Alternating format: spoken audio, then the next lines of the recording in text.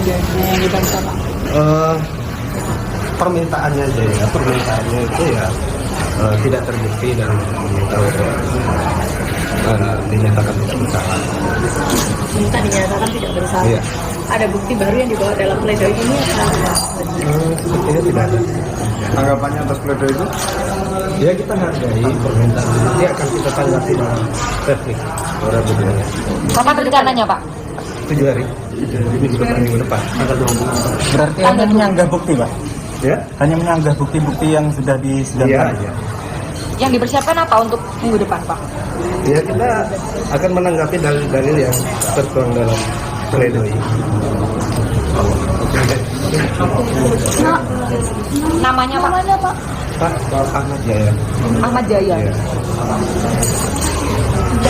Apa aja yang disampaikan Pak? Banyak nih. Iya. Lama menghilang. Gimana Pak Gede? Gimana Pak Gede? Ya, pledoi-nya itu judulnya ini sudah dibaca. Ketika pelapor menjadi pelapor. Ya. Maknanya? Judulnya itu ini sesuai dengan isi fakta sidang. Jadi yang isinya tidak mungkin kita ungkap. Hanya saya hanya jelaskan aja jumlah halamannya adalah 438 halaman. Di mana ini kita urai dari semua fakta sidang. Termasuk juga awal mula kasus ini masuk ke pengadilan. Artinya kita juga ungkap bagaimana adanya sprindik ada 3. Jadi kejanggalan dari awal kita ada sebutkan. Sprindik ada 3, P19 sampai 6 kali. Padahal aturannya tidak begitu ya. 3 kali sudah harus di SP3 kasusnya. Ini 6 kali kita ungkap juga sebagai prolog. Tetapi yang paling penting adalah dari fakta itu kesimpulannya ini. Kenapa? Karena kita ungkapkan juga fakta sidang soal chatting mesra daripada korban itu beberapa kali kepada terdakwa dan terdakwa tidak selalu merespon, kita ungkap. Surat juga yang menyatakan bersedia untuk menjadi istri terdakwa itu juga muncul. Jadi semua kita ungkap. Dan kami juga meminta kepada penuntut umum karena menghadirkan 2 peristiwa di dalam pidana ini untuk bisa membuktikan lebih terang. Khususnya misalnya peristiwa yang kedua. Peristiwa kedua itu kejadiannya kan pukul 2.30 dini hari. Pukul 2.30 dini hari di dakwaan itu sudah ketemu nama orangnya siapa-siapa yang terkait. Tetapi di sidang terakhir sampai tuntutan kemarin itu hilang semua. Lalu tiba-tiba saja si korban ini dari pondok langsung ke TKP itu yang jaraknya kalau naik mobil itu, naik kendaraan itu 30 sampai 45 menit itu tiba-tiba sudah ada di TKP. Kita minta untuk dijelaskan bagaimana caranya si korban bisa ke TKP pukul 2.30 dini hari di mana tempatnya sudah gelap. Karena di tuntutan hilang itu. Kenapa ini penting? Karena satu peristiwa itu gugur, maka dia pasal 65 nggak bisa dipakai. Jadi tuntutan sadisnya jaksa nggak bisa dipakai. Kita minta itu dihadirkan nanti di replik, bisa nggak? Kalau nggak bisa itu otomatis gugur. Karena apa? Karena nama yang disebutkan membonceng dia itu sudah membantah. Orang yang ketemu dengan dia di lokasi juga membantah. Orang yang katanya melihat WA ancaman juga membantah. Jadi sebanyak sekali peristiwa fiktif yang dikaitkan untuk itu seakan fakta. Tadi kami udah ungkap juga. Sehingga memang bacaannya cukup panjang ya. Cukup panjang, tapi yang pasti ini bukan novel fiksi, ini fakta. Dan di sini juga dihadirkan pertarungan antara saksi testimonium dauditu dan saksi fakta. Jaksa sendiri mengakui dalam tuntutannya bahwa mayoritas saksi mereka adalah testimonium dauditu dan meminta kepada majelis hakim agar memakai saksi testimonium dauditu. Padahal KUHP kita mengatur itu dilarang. Pelajaran hukum kita juga melarang itu dipakai, tapi JPU meminta itu dipakai. Dan kami hadirkan saksi fakta. Jadi saksi yang ada di lokasi, saksi yang melihat korban ketika ketemu dengan terdakwa, semua kita hadirkan di dalam pembelaan ini. Sehingga pertarungannya adalah apakah testimonium dauditu yang dimenangkan atau saksi fakta yang akan dimenangkan. Kan itu. Kalau testimonium dauditu yang dimenangkan, maka akan lahir peradilan sesat. Dan itu akan bisa terjadi kepada semua orang.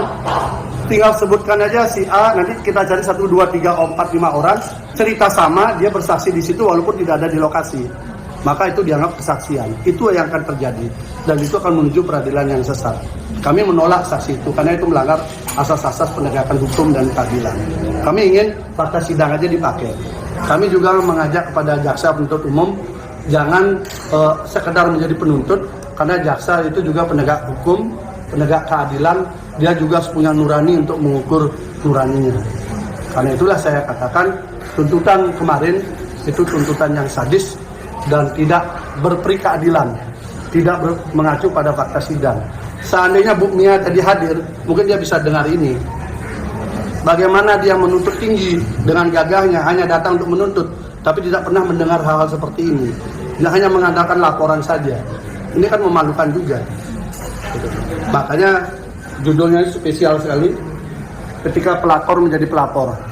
Karena faktanya itu, tidak ada korban pemerkosaan, kemudian di waktu yang beriringan dengan peristiwanya, menyampaikan kata-kata chat cintaku, sayangku, mengirim puisi cinta, kemudian berbagai hal yang sifatnya merayu terdakwa. Itu ada semua dan kita lampirkan buktinya semua. Berarti artinya menolak dengan bukti-bukti yang sudah di ini ya Pak? Oh, bukan menolak, kita hadirkan bukti-bukti yang ada.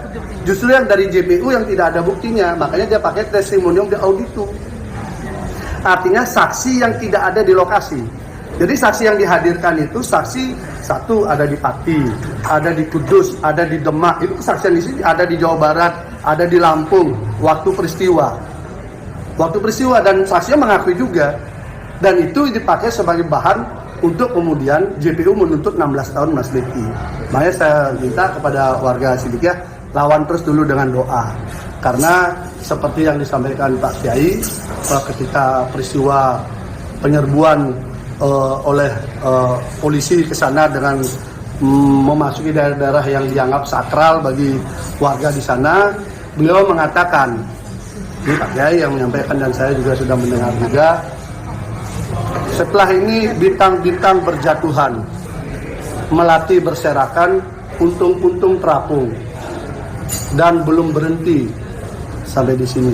Ya kita lihat saja, hari ini sudah berapa bintang berjatuhan, melati berserakan, dan puntung-puntung terapung diterjemahkan sendiri. Apakah sampai berakhir kapan kami nggak tahu. Tapi itulah keyakinan dari beliau dan warga yang ada di sana. Bang, rencananya besok kan akan mengajukan replik. Apakah akan mengajukan duplik? Oh iya pasti. Kan kita nggak tahu isinya apa. Makanya kami minta, tadi kami minta di sana, tolong jelaskan. Kayak peristiwa kedua, di dalam dakwaan dia sebutkan si korban melihat mendapatkan chat ancaman, dia kemudian menyampaikan kepada saksi A menyuruh datang, lalu saksi B mengantarkan naik motor, kemudian saksi C ada di situ. Di sidang, saksi A, B, C menolak semua, peristiwa itu tidak pernah ada. Makanya kemudian di tuntutan, JPU mengubah cerita itu, dari dapat chat, dia sampaikan pada saksi orang lain, lalu tiba-tiba sudah ada di TKP, pemerkosaan terjadi. Makanya saya tanya, bagaimana cara si korban datang ke TKP untuk seorang perempuan pukul 2.30 dini hari? Nah, kita minta di replik muncul nggak?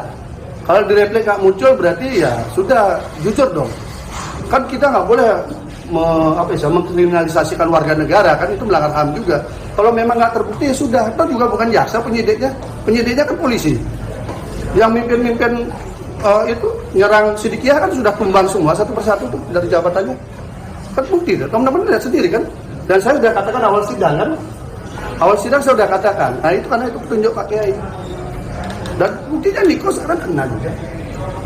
Kalau hari ini dia kemungkinan besar akan terkena kasus HAM ya, karena melanggar HAM juga waktu di pondok.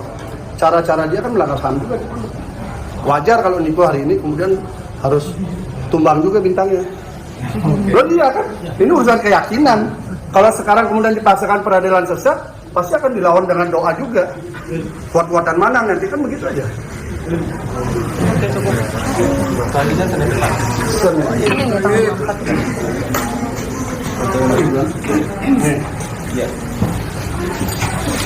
Yang boleh ini aja ya. Misi. Bentar, tahan. Ya.